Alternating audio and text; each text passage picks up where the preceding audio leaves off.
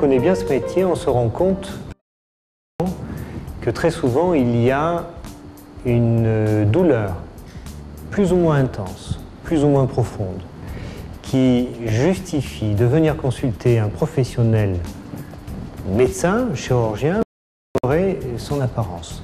Comment fait-on? Première chose, c'est la mise en confiance à travers la compassion et l'empathie par toute l'équipe médicale. Et ça commence au téléphone, pour la première fois, dans lequel on met quelqu'un en confiance en lui disant bien qu'elle est importante et qu'on est là pour l'écouter. Ça se passe aussi de la même façon pour l'accueil.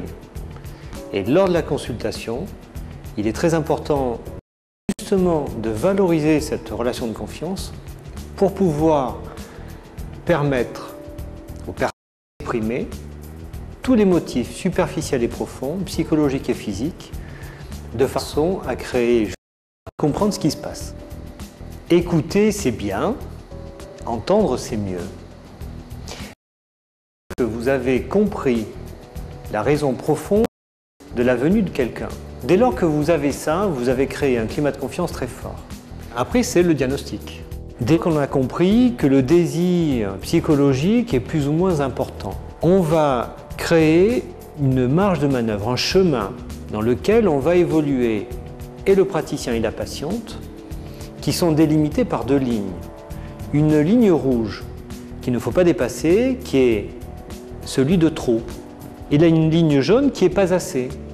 Ensuite vient l'examen clinique. Et l'examen clinique a pour objectif de transmettre à sens inverse votre savoir pour que l'autre puisse prendre une décision en comprenant ce qui se passe chez elle.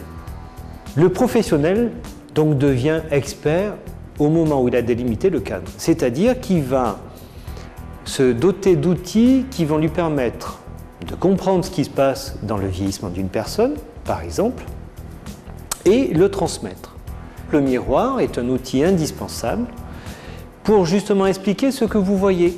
Mais n'oublions pas que ce miroir est un outil avec lequel on a l'habitude de tricher, et ce depuis des années. Donc, il n'exprime pas réellement la réalité. Donc il y a un autre élément, un autre outil fondamental, très violent, mais très réaliste, très objectif, que l'on adresse et qu'on propose aux gens qui sont prêts à le recevoir, c'est la photo. La photo non expressive. La photo va permettre de comprendre les traits qui ont perdu de leur finesse ou de leur expression ou de leur harmonie, et surtout va permettre, en comparaison avec des photos de cette personne 20 ans ou 30 ans avant, le mode de vieillissement.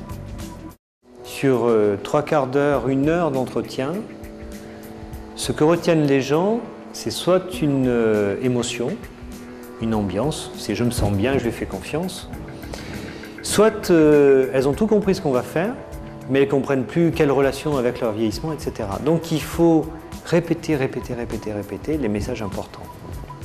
Et refaire verbaliser à la fin pour être sûr que vous avez écouté, entendu et que de l'autre côté, le récepteur et l'émetteur aient bien reçu votre information.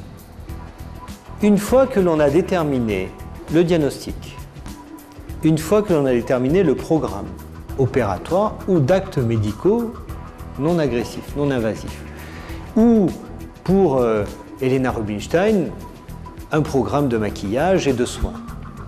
Les deux choses peuvent être en parallèle jusqu'alors. Mais l'investissement que va demander l'un ou l'autre n'est pas le même. Aller au bloc opératoire est un investissement bien plus important que de recevoir un maquillage.